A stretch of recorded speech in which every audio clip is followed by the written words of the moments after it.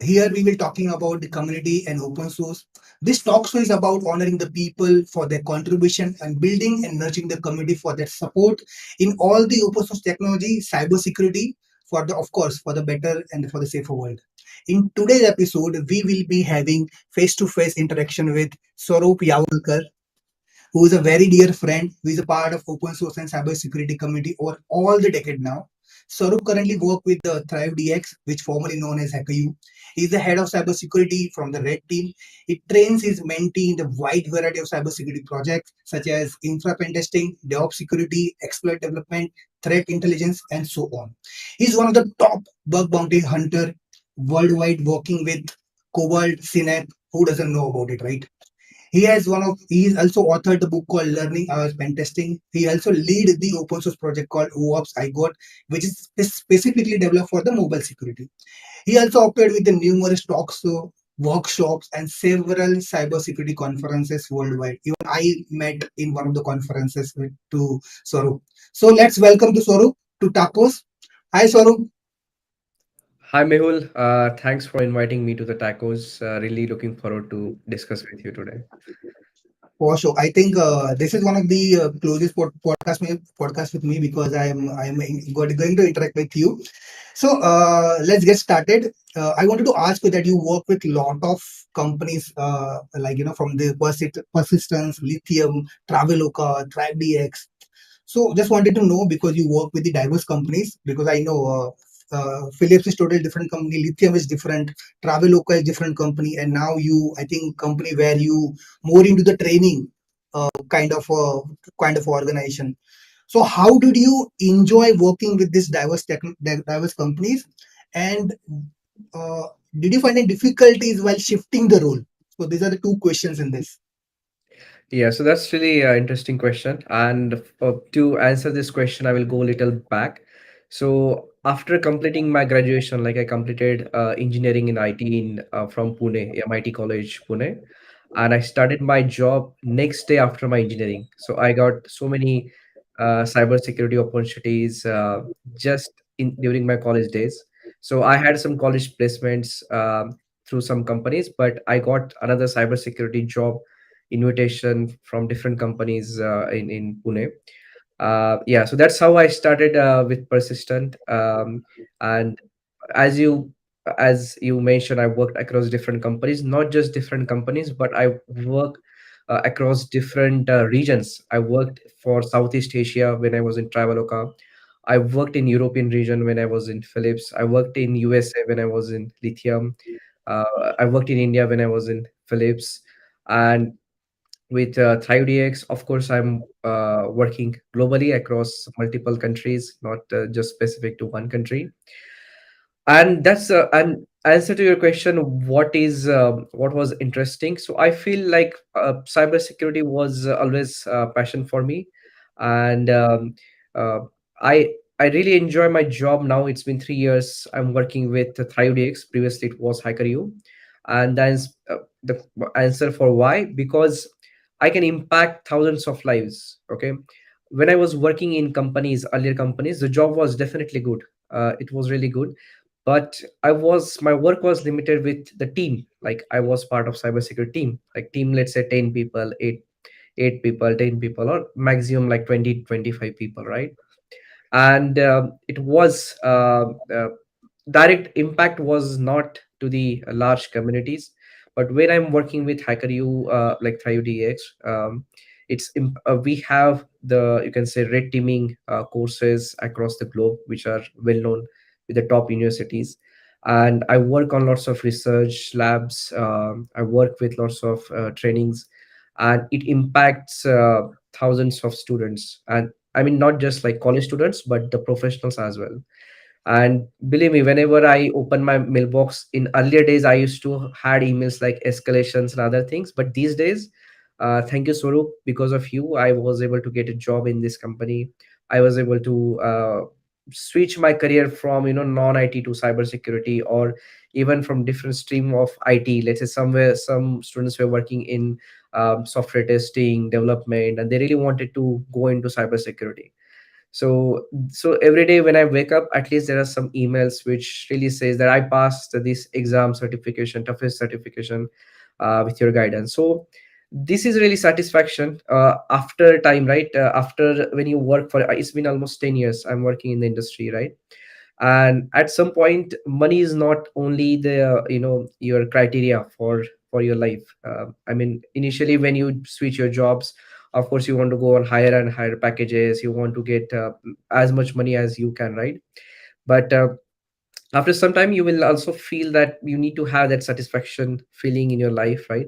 So it's right now I feel like I'm giving back, right? So I have very good experience working across global, and when I interact with these professionals, I can give them very correct advice, like based on their background, based on their skills, right?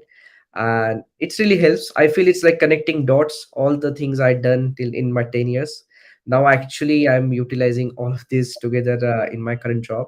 Yeah, and that's interesting. Another question you asked was more from difficulties in job role.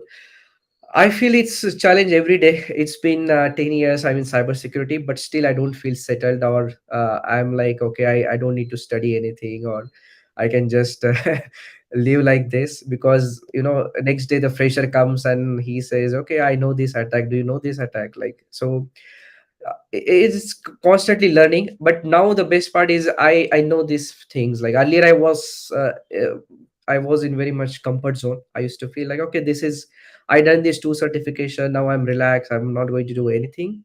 But it's not like that. I still work on different, learning different things. I mean, technology is changing rapidly, cybersecurity is changing rapidly, and you have to stay up to date. So, difficulty is there, but it's now, you can say I'm very used to it now. So even if there are new challenges, of course, take them as challenge, and always go through these, difficulty mode, and then get good with the new opportunities as well. I think what I would add over here, that cybersecurity is one of the, I would say, top. It was not earlier, but now everyone wants to choose cybersecurity as a career because it's a demand, and I think demand is going to increase rapidly. I would say that. And moreover, I totally feel it when you say that, when you get an email and say people thank you about it, and every day you get new questions because students are curious, because we were curious at that time, though we don't have that much resources, right? And that's also I learned something from the community that I'm part of.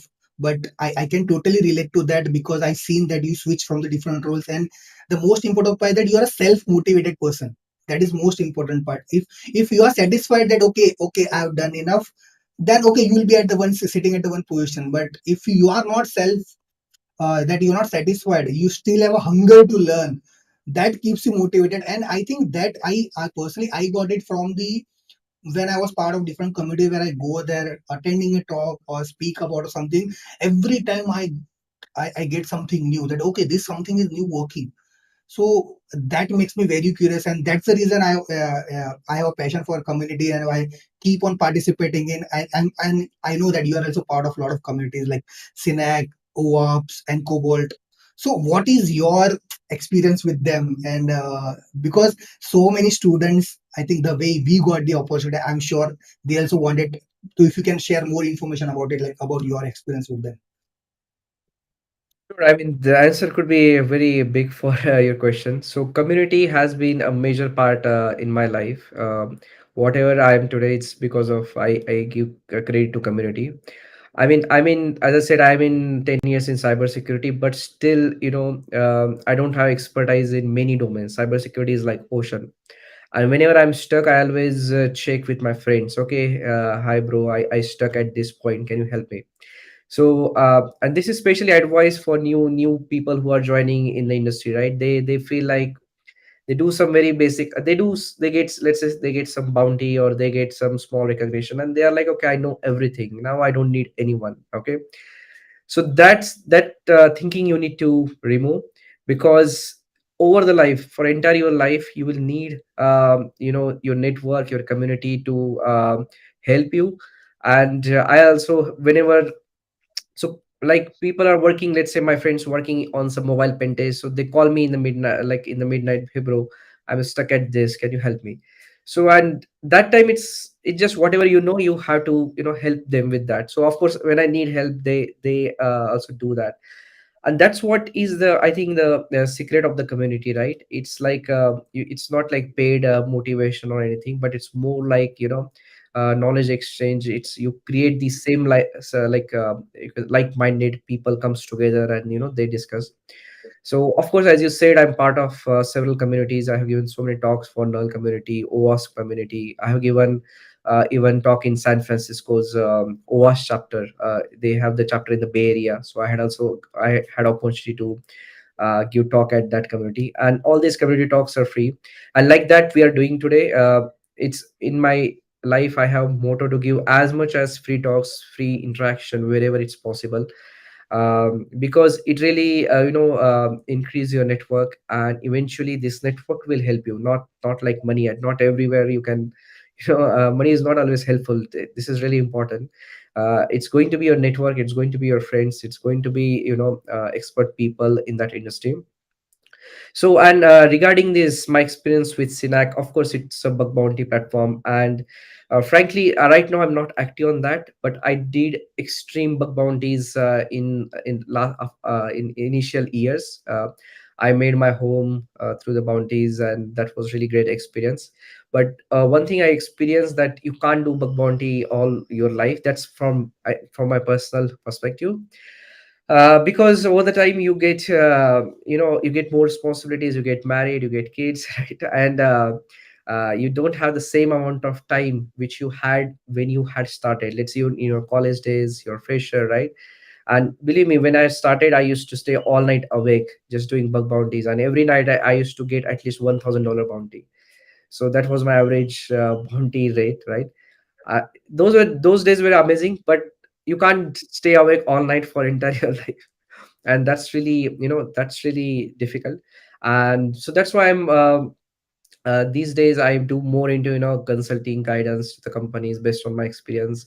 And that's where the Cobalt also comes, where I help them in terms of I work as a pen tester with them, and help to provide cybersecurity solutions to different companies. And in terms of I'm part of host community, then null, OWASP, the meetup groups, right? So wherever I'm there in Bangalore, in different cities, different countries, wherever I was present, I always give talks to these communities. Yeah. Of course, I think as you said that community, whatever you are today because of the community. Even I would say that whatever I am today because of the community. Why? Because I think we decided that we wanted to give a time. No one force you. And when someone is not forcing you and you do that without an expectation, I would like to stress over here, because when people join the community, they have some kind of expectation. But when it's not fulfilled, that leads to demotivation, then they left the community. So I think I would recommend everyone who join any community which may be from your interest area.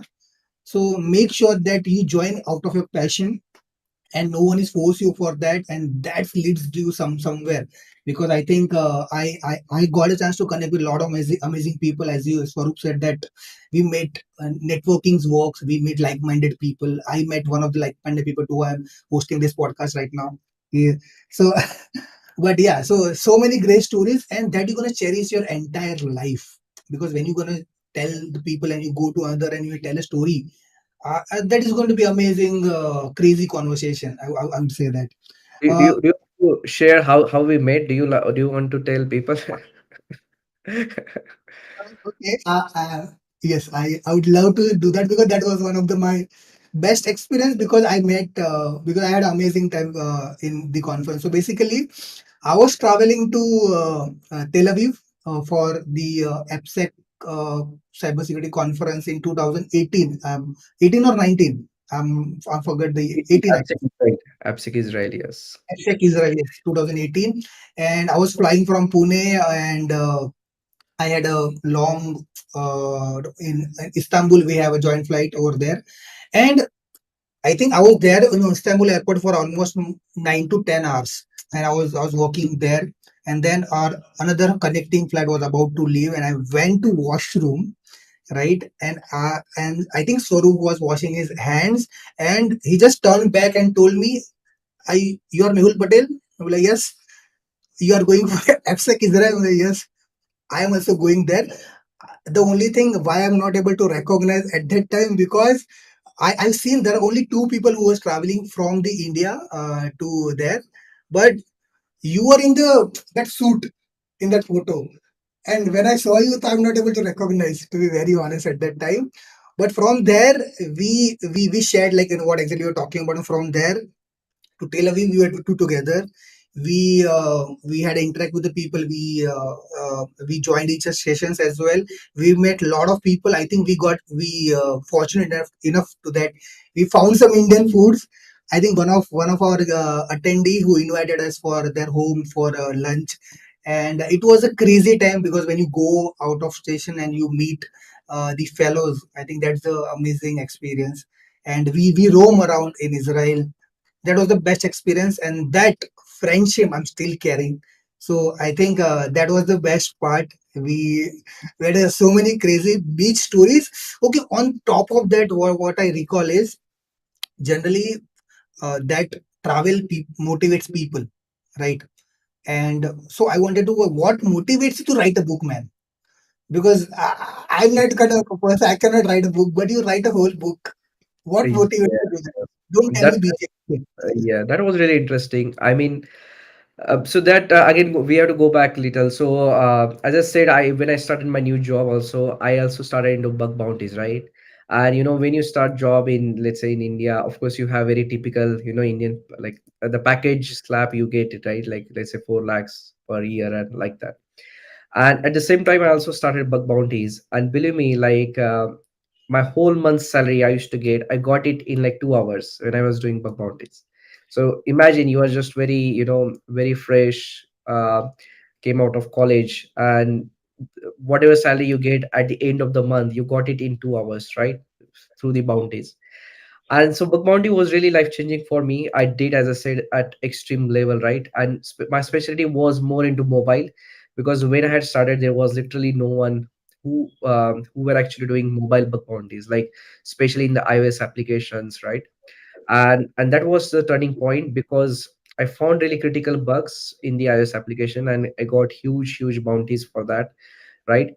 But somehow, as I said, like because people used to start recognizing me, they started seeing me that I got this much bounties, right? They always asking how to do this, right? They also want to do uh, they also want to find the bugs in iOS application. They also want to make money using bounties, right? So I started writing some articles and here and there on the iOS security. And then some of the publishers, packed publications from UK, they reach out to me and they say, you are really doing great job, you have a very good career in bug bounties, you also writing the articles, so of course you have the writing skills as well, right? And that's how they ask me if I'm interested to write entire book on the iOS security, right? And I already had so much of data, I mean, because based on my bug bounty, based on my findings, right, based on the payouts, so I had so many articles, so many you can say content to actually publish. And that's how I started writing the book. And yeah, of course the book reviewer was really good. He I mean he's based out of US, and he was a former lead for OWASP iGoat project as well, and he's also author of a couple of books. So of course the book gone through lots of labor, lots of you can say checkings and reviewing process, and then finally the book got published. Book is still being sold. Every quarter I get the the report of the book, and almost like every quarter, like almost 150 books, like e-copies or subscriptions, I get actually report from the publisher that how many books got sold through different their versions. The Kindle is there, and so almost every quarter 150 books still get sold. It's been almost 3 to 4 years the book has been published, but book selling is still there, because yeah, I mean, overall iOS is changing a lot. Like in terms of, my book is on iOS, learning iOS app penetration testing. So many things got changed, but still the the fundamentals, how you perform the security audits of iOS applications still is relevant today. That's why the book is still, and there are not so many books in the market which actually talks about the practical iOS pen testing. And if you open the Amazon, you will still find the book got one of the highest reviews. It's 5-star ratings. So yes, of course, I think I had really good writing skills. I have good writing skills as well, and that's why this entire project got successful. Yeah. Also, and at the end of the episode, I will also share the link of the book, so you can feel free to go there and buy. I think it is going to be best. I think if you are looking for your career in, I think iOS security, I I'm not very good at writing, to be very honest, because it makes me lazy. I got two publisher who contacted me for writing a book, but I said you can ask me, I'll speak. That's okay. I'll record a video course, but writing is something not my cup of tea because that requires a lot of patience. I guess I'm definitely sure, and I can definitely relate. And I Yeah, was very yes. yeah, writing is very, very long process. I mean, it's not like just email. Your whatever you have written, right? It goes through different levels, different reviewers. You have technical editors, you have English editors, language editors, right? So it goes through so many revisions until it goes to the market. So of course you need so much of patience, so much of what you call skills, or you have to really go through that process. It's a really long process, so of course, yeah, it takes lots of time.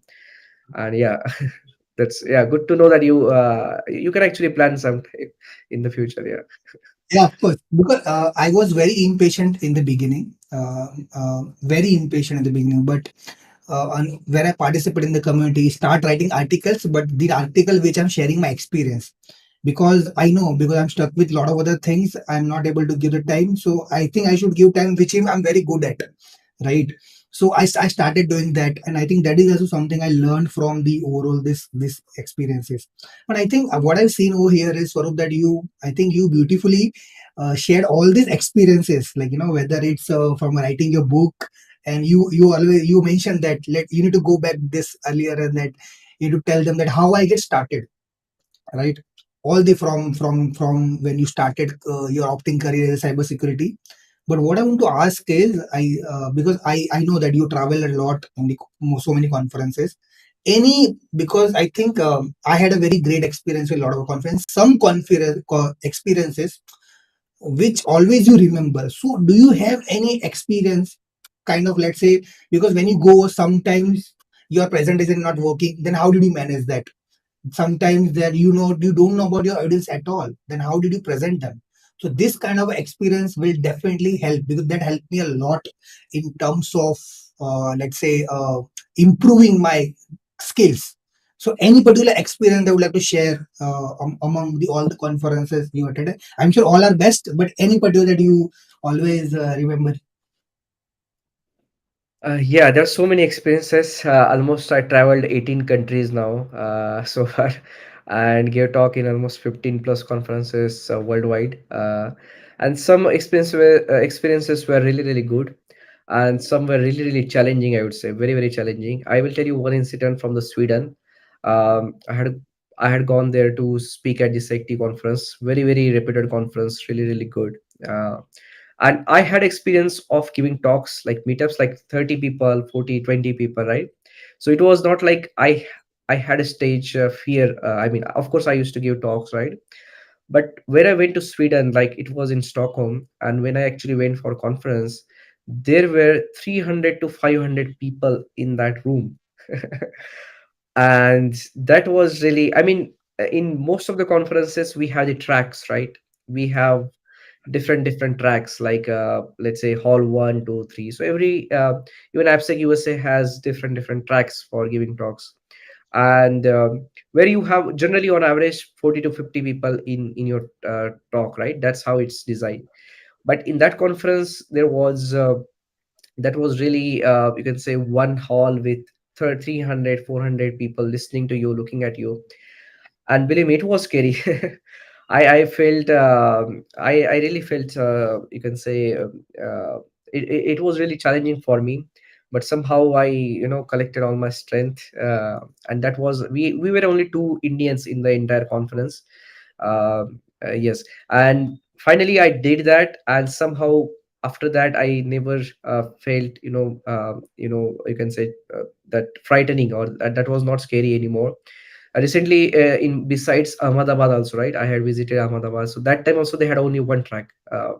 So, but that time I was very confident. I was really free and very, I was okay. I have gone through this situation, so nothing scares me anymore, right? And there also we had like 300 students, right? So yeah, you of course you go through lots of difficult phases, but once you overcome that, right? And that's what reminds me. I always scared of the heights. Okay, always scared of heights. Um, and before my marriage, me and friends had gone for bachelor party in Dubai, and we did this skydiving thing where you go 13,000 feet and jump from there. Right? So that was also one of the scary, like they while plane is going on in the air, and they suddenly open the doors in between. And you see all the tall building, you just see tall buildings, then fog and the sea, right? That was also scary moment. But once I jumped from there, right, I was also hesitant that time, should I jump or not, or should I just stay there? But still my friend was really, he was like you, he pushed me. He said go. And after that I overcame the fight of scaring. uh, I overcame the fight, you can say, of heights. So similarly, I see in conferences also there were so many challenging, so many good parts, right? Where you of course meet people, you had lots of amazing things, right? But also very very some challenging moments. But once you pass through that, once you get confident, once you do it again and again, right? It's they really, I can speak in midnight also in front of audience now. Yeah, that's how I have become now. Yes. And I saw the video which you posted about your Dubai skydiving, and I know about your bachelor because I know I got invited, but I was not able to make it because we were supposed to do this together, but somehow was not able to manage. But I think you were very right. I still remember my first international conference, and my talk was for 45 minutes, and that was horrible. I would say it was horrible. My one of my horrible session. I would say that because I was so bad in that one. Why? Because my session was for 45 minutes at the end moment, and I traveled to New Zealand, which is like almost end of the world. Yes. Uh, so after doing distance, my talk was for 45 minutes, and the organizer told me that you need to finish this talk in 15 minutes. First international talk, and I said, how I'm going to manage that? I was so much, and there's so many people, and again, it was a single track, so almost more than 200 people were there. So I don't know how to do that. I have not cut short my presence. Some of the slides I just removed it, but still I have done that. I completed, and everyone was clapping for me, but I was not satisfied with myself. I had a word with the organizer, and then he told me, Mehul, you did amazing job. I said, no, I feel that I am not justified what I said. Then he told me one thing. Once you go there, in the next week, this talk is going to be uploaded on the YouTube, our channel. Just look and hear your talk and see how you can improve it. And it's still there on the YouTube. And if I compare right now, I improved a lot. But yeah, that taught me that whatever you say, you need always need to review and you learn from it. But better is the what was the best part that they were appreciating is that I have not walk away. I have not got hesitation. I try to just fool it, like you need to face that situation. That is the most important part. So I think that is also one of the, I think, fear experience. But yeah, but it was amazing. uh, what I want to really want to know is that, see, you are working full time, right? You also travel to conferences, you part of so much committees. So how do you manage your work life? As you already told that, अभी पहले जैसा रात भर काम नहीं होता है.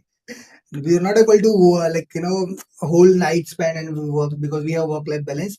But I see still you do that. So first of all, how you do that? Second, I think I've seen so many companies are not that much supportive, and I must tell you that your the company is very much supportive to that because right now these days they are very encouraged to this kind of activities. So what do you want to say on that? Yeah, of course. I mean, it's definitely challenging, like as I said, right? When you're costly, like when you're bachelor, when you're college pass out, there is no restrictions. You can do as much as you want, do whatever you want to do, right? Yeah, of course. I mean, it's you can say it's time management. Over the time, create some processes. You have some processes in place which utilize your time effectively. You know how much time it takes for different things, right? So over the time, I think it's very important for all of us to, I mean, learn time management, right? I mean, how you utilize time, how much of course you have to enjoy time with your family, you have to enjoy, you have to do at work, and of course you should have some time to do other activities, right? So that's what yeah, I mean, over the years I have learned that, believe me, I have gone through also terrible things, done terrible mistakes, right? I didn't look at my health in the initial time, so done all the things, all the terrible mistakes. But now, yeah, it's over the time you need to analyze, and you need to create the processes, so how you can manage things effectively. In terms of companies, companies supporting my activities, of course some companies where I had some problems in some companies as well. It's not like especially with the very large organizations, right? They have to go through lots of approval processes and other things, right? And that's why I, after that such experiences, I always selected companies which will be supportive in these things, right? Of course, I, whenever I do go for interviews, whenever I have a discussions for the job, of course I discuss these things, and we are, it's very important that for employer also they're very clear about expectations, right? So when I actually join some organization, I already clear all the things that I really have interest, traveling and giving my talks in the conferences, in meetups, and I of course would like to continue that part, right? And if in if you're very clear, right, on what you expect, right, of course there shouldn't be a problem, right? And that's why, I mean, in terms of job also, I get of course so many opportunities across different countries and different parts. Still I hesitate to join, because of all the things, because you need to, ultimately you need to enjoy what you like to do, right? You I mean, it shouldn't be only work and work. Of course the other part is also work, but that's what I have the passion, right? The community and the other things, you interact, you talk, same like-minded people, you travel, you learn new things, right? And that's what the experience is. And I feel you learn more when you actually go into communities, and that actually can also be helpful to your job. I mean, if some companies are actually preventing you to do that, I mean, just look at this. When employees go, they network. So believe me, in one of the company was looking to hire more employees. I mean, we had just started, and I went to some conference, and I met really good folks there, and I just invited them for interview, and four of them got selected. So for those role, HR was trying for almost 6 months now to fulfill. We got done that recruitment in like 1 week after I visited that conference. So I think it's very large importance, but not every employer will understand that importance, that how this community can actually help them indirectly, right? How to fulfill the job positions, fulfill the requirements, or even the spreading the brand and other things, right? So that's why I think, yeah, if the company understands you, that's not a problem. And yeah, answer to your question, yeah, nowadays I only prefer, I'm at position, I can of course ask that these are my conditions, right? If you want me to hire, right, of course. Otherwise I always look for other options, yeah. Of course, I think those the kind of activities that we do, I think that definitely help us to leads to very good job, because some of the companies is really recognize that. Even I had the similar issue, like where company was not supporting, but I ended up with left that job, because I think I would prefer that I would rather do something which I really like and enjoy, though if that not that much good in terms of monetary, but I think somehow that can be, let's say, filled when you look further.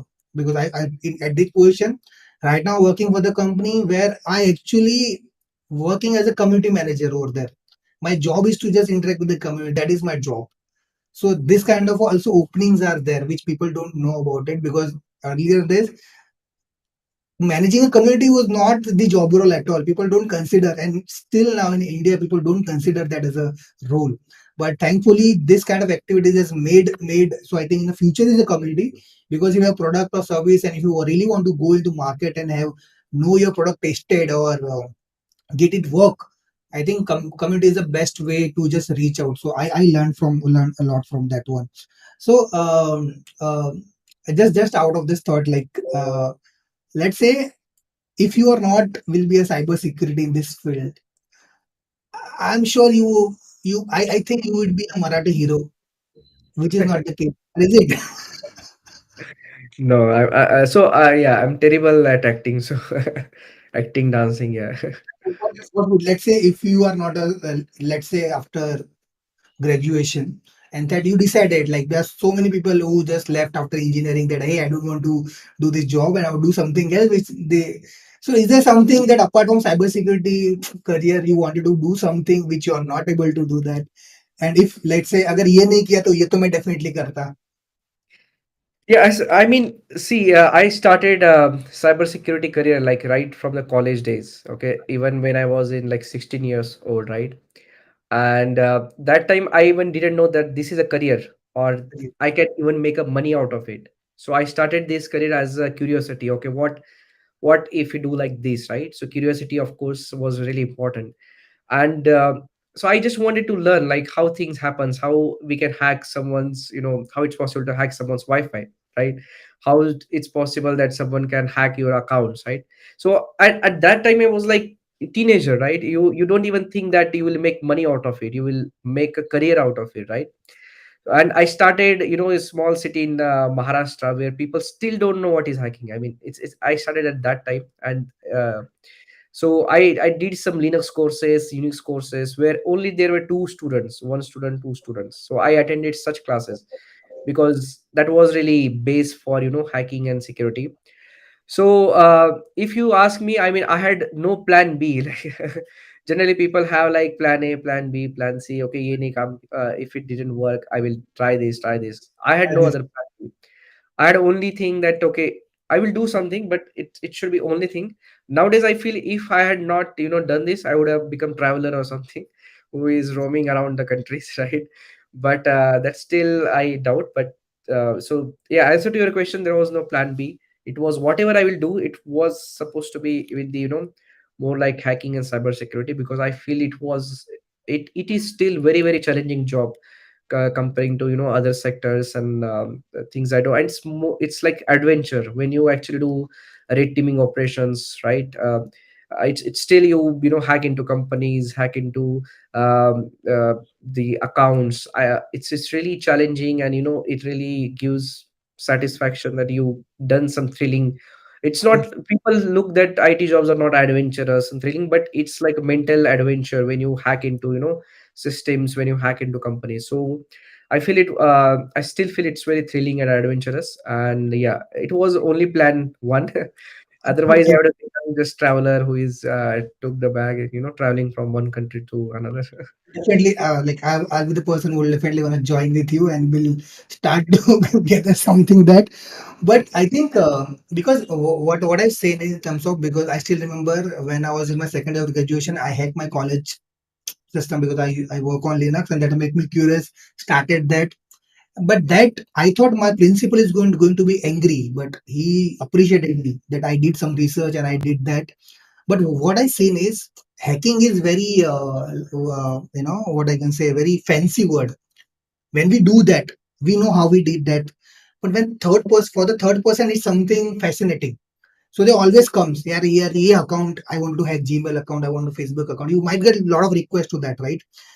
The what I've seen the problem is people don't have that much awareness that uh, it's good. Hacking is good, but it should be no hacking actually, right? You should know what you're doing it. And there is a certain kind of a law that you need to, for example, some people come, hey, my Facebook account got hacked. There are so many bad things happen in social media these days.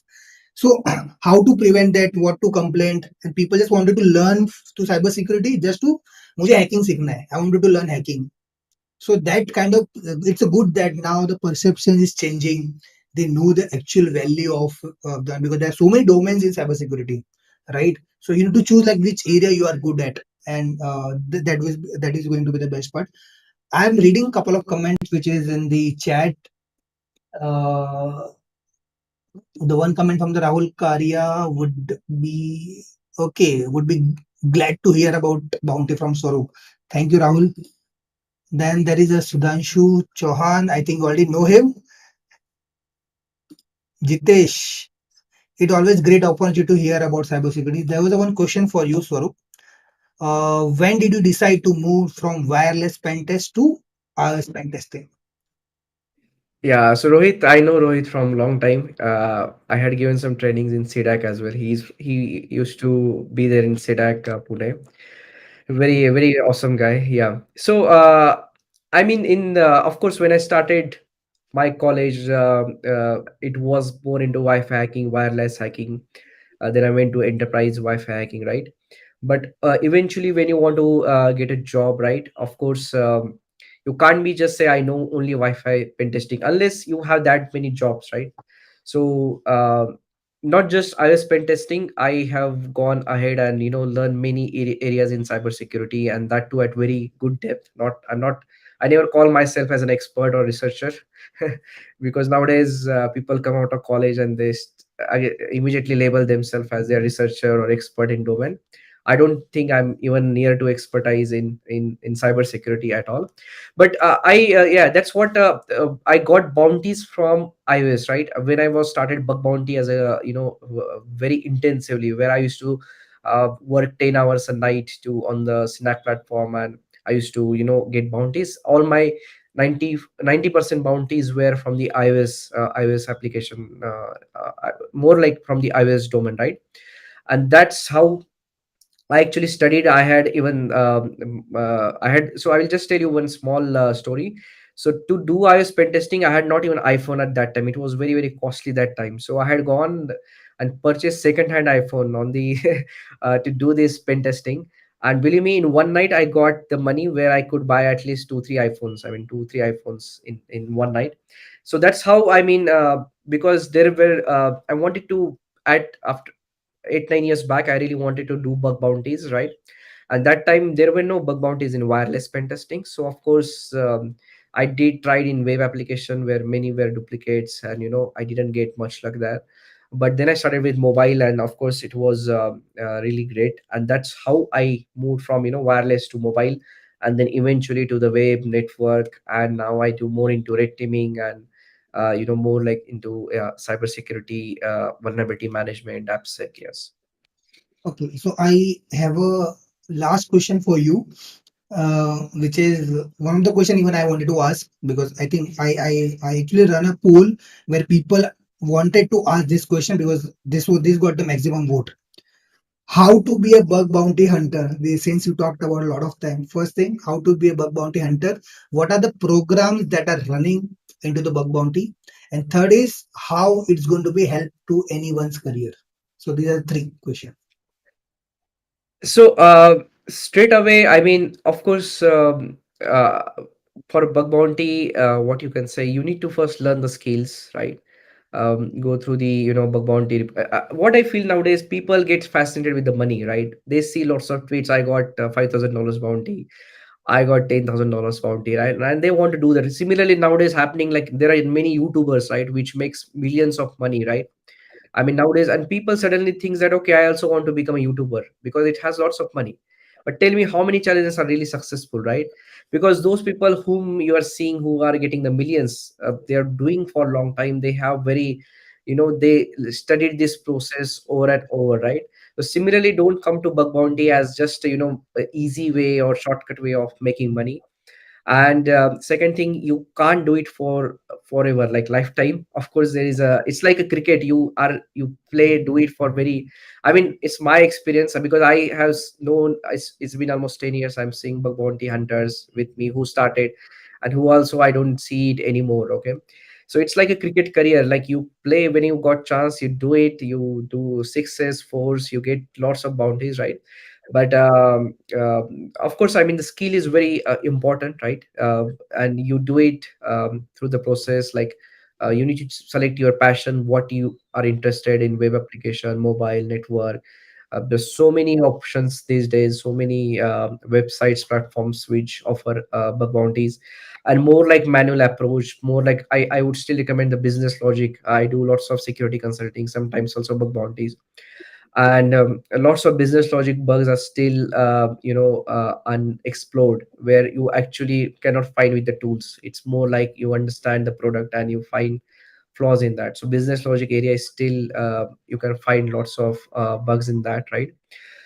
And apart from that also, so don't just keep your skill set. I interview also, I have interviewed so many teams in my companies, where I actually recruited entire AppSec team, and I found that the bug bounty folks have very specific knowledge in finding specific kind of bugs. Okay, there are some folks who are very good in finding, let's say, SSRF for XSS, but that's not will help you to get a job. Okay, I have rejected, or even my team and I had rejected many candidates who were really good, who had made huge money in bug bounties, but still it doesn't make you suitable for the job, because job requires you so many things. If you're just good at finding very specific bugs, let's say SSRF, XSS, right? How it's going to help for the different products, different in terms of security engineering, or in even pen testing. So don't keep yourself limited only with specific bugs. Go deeper, dive deep, and always have a curiosity, right? What if I do like this? And curiosity and passion are two things which will take you ahead in your life, and there are always no limits. There are still couple of folks who are doing it for a long time, but yeah, you have to also take care of your mental health, right?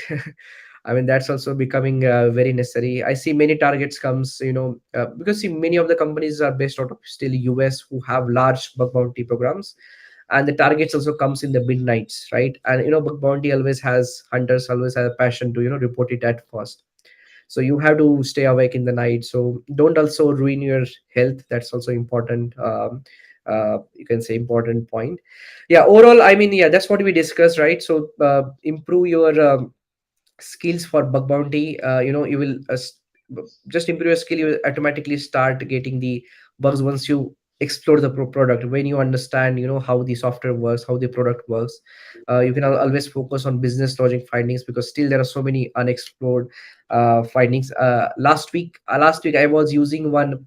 I'll just give an example. I was using one software, and I wanted to go pro level. It was really really good, and I just said if I can get it for free, and I was able to bypass the restrictions, and I got it for free. Like that application, and very very popular in the world, not just in India or anywhere. It was very popular it's based out of US, and I didn't use it. I reported this bug, so they gave me the pro subscription for lifetime. They said you use it, and on top of that they also paid bounty for that. So that's what, there are always unexplored bugs. You just always have to think, there are always the way to get into it. You just have to find that way. So it's not like no system is 100% secure. There are always some endpoints, some places where you can get into it. Yeah. Okay, so I think Swaroop mentioned curiosity, passion, and I think I would like to add one more thing.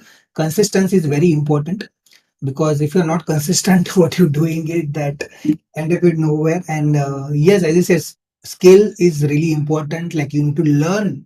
It's not some, I know it's a fascinating term. And regarding the program, so there are so many programs are available, and I think Swaroop already told that how it can help you in the career. So I hope this podcast will definitely help you about to boost your career. And I am going to have the another podcast very soon with Swaroop, where we are going to talk about specific the opportunity about in this specific domain.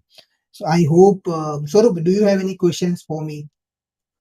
Yes, how you came up with idea of TACOS community? How you started of launching it? Yeah. Yes. So basically, tacos, as you know, it's a one of the food items people love it.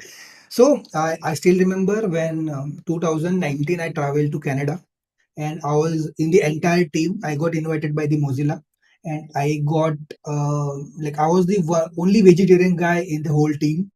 And so there was a lady. So she's specifically assigned to me that she will be taking care of my food. So then she, when we roaming around, she, telling me that okay, this is the food that you can eat. This is a vegan. This is the, it has some other component that you cannot eat like this. So there was a one way. Okay, then she told me, do you know the desi roti? I think in India people have the desi roti where people roll it and put it stuff into it, and then they right like a Frankie, right?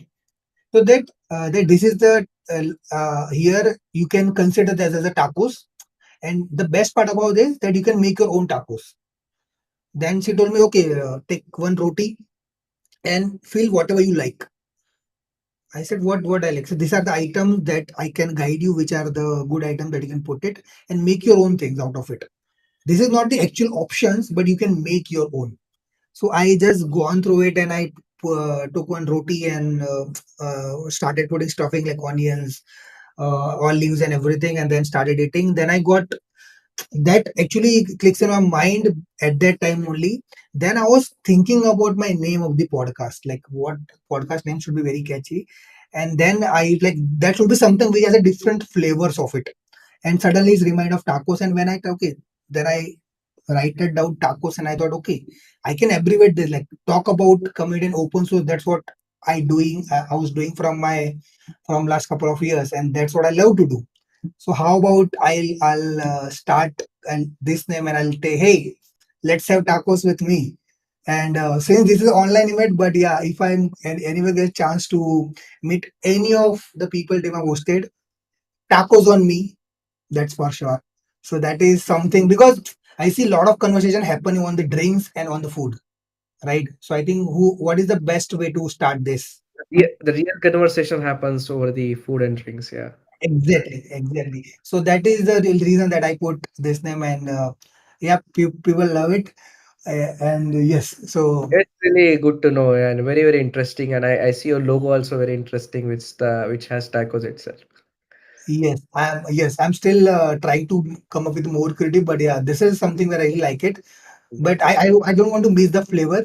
But yes, I hope I we have other so many comments, but since we don't have limited time, uh, thanks, Swaroop, for again for coming up with a very short notice. And I actually learned a lot from Swaroop, to be very honest, because the kind of dedication that he has towards his work, I've seen that, and that's what also I try to copy in my career as well, and that's also helped me a lot. Apart from that, I'm really enjoying having conversation with him because we do have a conversation about the what are the things in the market as well, and what we can do to make it ourselves more better. Because as he said, every day is a learning for us because we still think that we have not learned enough, still long way to go. So we firm believer to that, and that's in a mind. I wanted to share as much as knowledge that we have, like we grasp over these years, and we are going to come up with a lot of other amazing speakers which we are going to share their stories more than what they work is very important, like how they are doing it, what's their story about it, because that's I think makes people connect. So thanks, Swaroop, again for joining, and thanks everyone for coming up with. Yeah. Thanks, Mehul, and thanks everyone for joining. And looking forward to see you soon. Yeah. Have a great day, stay safe, and take care. Yes. Thank you.